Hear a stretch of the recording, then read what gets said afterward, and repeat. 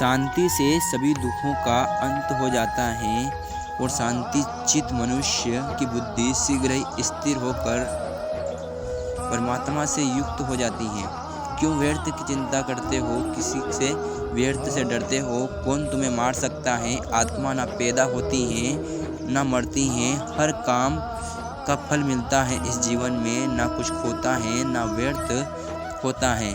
विषयों का चिंतन करने से विषयों की आसक्ति होती है, आसक्ति से इच्छा उत्पन्न होती है और इच्छा से क्रोध होता है, क्रोध से सम्मोहन और अविवेक उत्पन्न होता है। संयम का प्रयत्न करते हुए ज्ञानी मनुष्य मन को भी चंचल इंद्रियां बलपूर्वक हर लेती हैं।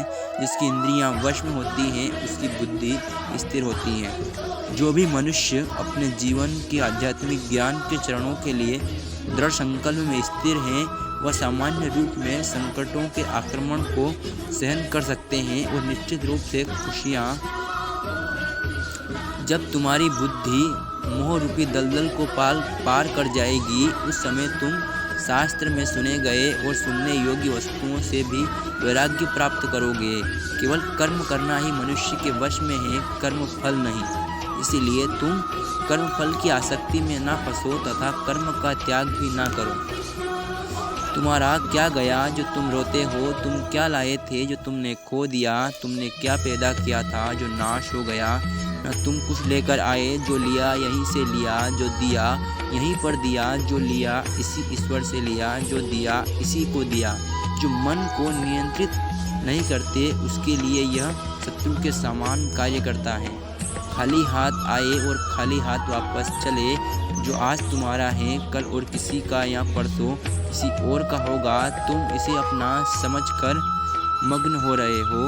सुख दुख, लाभ हानि और जीत हार की चिंता न करके मनुष्य को अपनी शक्ति के अनुसार कर्तव्य कर्म करना चाहिए। ऐसे भाव से कर्म करने पर मनुष्य को पाप नहीं लगता। जो हुआ वह अच्छा हुआ, जो हो रहा वह अच्छा हो रहा, जो होगा वह भी अच्छा ही होगा।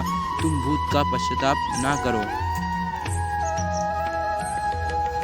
क्रोध से भ्रम पैदा होता है, भ्रम से बुद्धि व्यग्र होती है। जब बुद्धि व्यग्र होती है तब तर्क नष्ट हो जाता है। जब तर्क नष्ट होता है तब व्यक्ति का पतन हो जाता है। सम्मानित व्यक्ति के लिए मान मृत्यु से भी बढ़कर है। सभी प्राणी जन्म से पहले अप्रकट थे और मृत्यु के बाद फिर भी अप्रकट हो जाएंगे, लेकिन जन्म और मृत्यु के बीच प्रकट दिखते हैं। फिर इसमें सोचने की क्या बात है? और परिवर्तन संसार का नियम है। जिसे तुम मृत्यु समझते हो वही तो जीवन है। एक क्षण में तुम करोड़ों के स्वामी बन जाते हो, दूसरे चरण में तुम दरिद्र हो जाते हो। शस्त्र आत्मा को काट नहीं सकता, अग्नि इसको जला नहीं सकती, जल इसको गीला नहीं कर सकता और वायु इसे सुखा नहीं सकती। जैसे मनुष्य अपने पुराने वस्त्रों को उतार कर दूसरे नए वस्त्र धारण करता है, वैसे ही आत्मा मृत्यु के बाद अपने पुराने शरीर को त्याग करने से ही प्राप्त करती है। आत्मा न कभी जन्म लेती है और ना ही कभी मरती है। शरीर का नाश होने पर भी नष्ट नहीं होती। आत्मा अमर है। जो लोग इस आत्मा को मारने वाला या मरने वाले मानते हैं वे दोनों ही नासमझ हैं। आत्मा न किसी को मारती है और ना ही किसी के द्वारा मारी जा सकती है। न यह शरीर तुम्हारा है न तुम शरीर के हो। यह अग्नि, जल, वायु, पृथ्वी, आकाश से मिलकर बना है और इसी में मिल जाएगा। परंतु आत्मा स्थिर है। फिर तुम क्या हो? तुम ज्ञानियों की तरह बातें करते हो, लेकिन जिनके लिए शोक नहीं करना चाहिए उनके लिए शोक करते हो। मृत या जीवित ज्ञानी किसी के लिए शोक नहीं करते। व्यक्ति जो चाहे बन सकता है यदि विश्वास के साथ इच्छुत वस्तु पर लगाए गए चिंतन करे। मैं काल हूँ, सबका नाशक में आया हूँ दुनिया का उपभोग करने के लिए। कर्म उसे नहीं बांधता जिसने काम का त्याग कर दिया। बुद्धिमान व्यक्ति काममुख सुख में आनंद नहीं लेता। मैं उन्हें ज्ञान देता हूँ जो सदा मुझसे जुड़े रहते हैं और मुझसे प्रेम करते हैं। अप्राकृतिक कर्म बहुत तनाव पैदा करता है। अपने अनिवार्य कार्य करो, क्योंकि वास्तव में कार्य करना निष्क्रिया से बेहतर है। मैं सभी प्राणियों की हृदय में विद्यमान हूँ। निर्माण केवल पहले से मौजूद चीज़ों का प्रक्षेपण है। बुरे कर्म करने वाले सबसे नीच व्यक्ति जो राक्षसी प्रवृत्तियों से जुड़े हुए हैं और उनकी बुद्धि माया ने हर ली, वह मेरी पूजा या मुझे पाने का प्रयास नहीं करते। मैं ऊष्मा देता हूँ, मैं वर्षा करता हूँ, मैं वर्षा रोकता भी हूँ, मैं अमृत तत्व भी हूँ और मैं मृत्यु भी मैं ही हूँ। जो इस लोक में अपने काम की सफलता के लिए कामना रखते हैं वे देवताओं की पूजा करते हैं। जब मैं अपने कार्य में आनंद खोज लेते हैं तब वे पूर्णता प्राप्त करते हैं।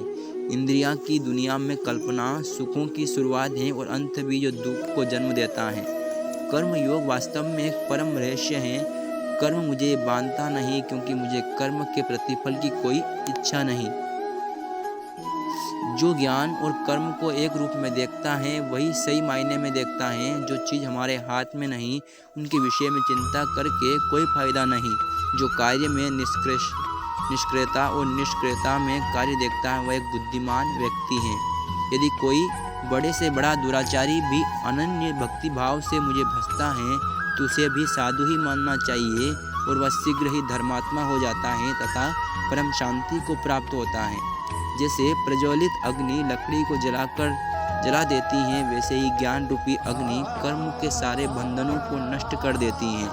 अपने आप को कुछ भी प्राप्त हो उसमें संतुष्ट रहने वाला, ईर्ष्या से रहित, सफलता और असफलता में समभाव वाला कर्मयोगी कर्म करता हुआ भी कर्म के बंधनों में नहीं बंधता।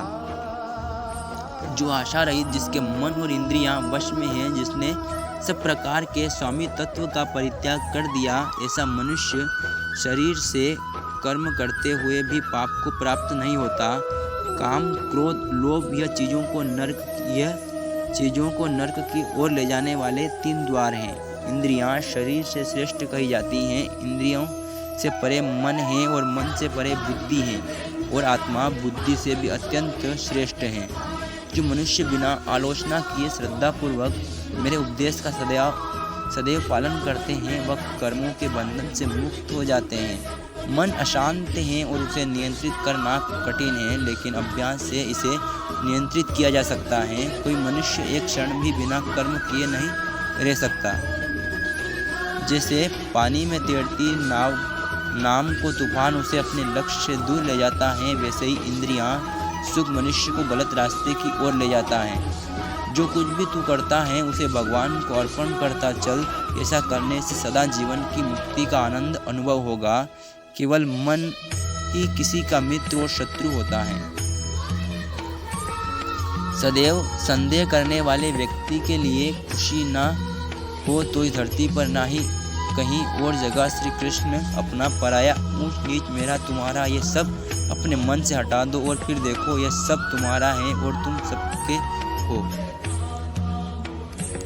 मनुष्य अपने विश्वास से बनता है, जैसा वो विश्वास करता है वैसा बन जाता है। श्री कृष्ण कहते हैं आत्मा पुराने शरीर को ठीक उसी प्रकार त्याग कर देता है जिस प्रकार मनुष्य अपने पुराने वस्त्रों को त्याग कर नए वस्त्रों को धारण कर लेता है। परिवर्तन इस दुनिया का नियम है। कल जो किसी और का था वो आज तुम्हारा है, वह कल और किसी और का होगा। श्री कृष्ण कहते हैं आनंद बस मन की एक अवस्था है जिसका बाहरी दुनिया से कोई लेना देना नहीं है। आपका मन आपका शत्रु भी बन सकता है और मित्र भी बन सकता है। सुख का राज कम इच्छाएं रखने में है। मन चंचल होता है और इसे नियंत्रित करना कठिन है, लेकिन निरंतर अभ्यास से इसे वश में किया जा सकता है। भगवान श्री कृष्ण कहते हैं अगर आप अपना लक्ष्य पाने में असफल हो जाते हो तो अपनी रणनीति बदलिए, लक्ष्य नहीं।